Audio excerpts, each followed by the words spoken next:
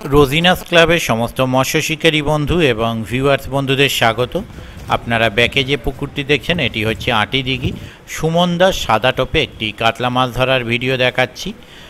মাছটি কম বেশি 2 কিলো হবে। আমি এখানে সকালে একবার গিয়েছিলাম।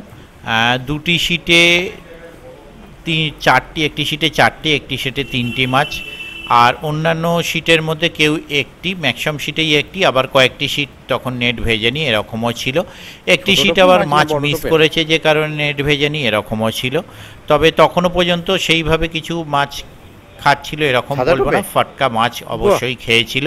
কারণ অজয়দা 5টা ধরেছিল আর অজয়দার উপরে একটি সিটে যেখানে 3টি মাছ ছিল 2টি মাছ খুলে ফেলেছিলেন। এছাড়া বাকি সিটগুলোই কম বেশি একটি একটি ছিল, আর 3টি বা 4টি সিট তখনও নেট ভেজাতে পারেনি।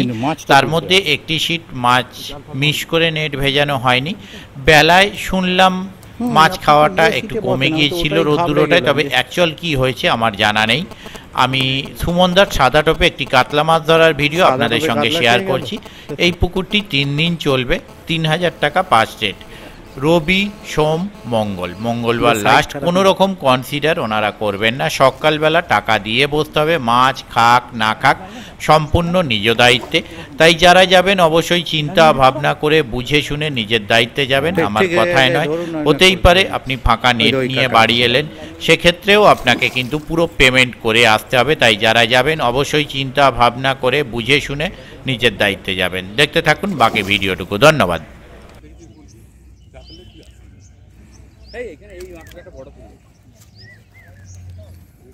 থেকে কাটানটা আছে আবার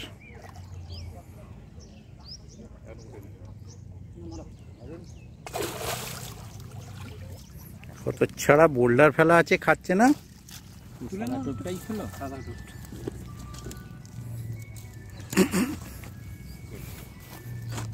আমি যখনই দেখলাম এইদিকে সিটটা নেই,